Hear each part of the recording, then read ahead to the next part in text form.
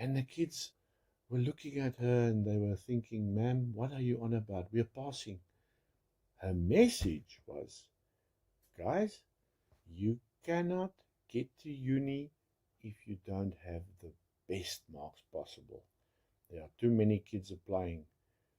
And parents, I don't want to get on my soapbox tonight, but let me tell you, if we're going to get our kids qualified to get into those careers that we want them to have, they need to study very hard at school and they need to take their studies very seriously, because otherwise they won't get in. The competition's too high. And it seems to me that getting started in a business or using AI and all of that is overrated. People still want you to get that qualification.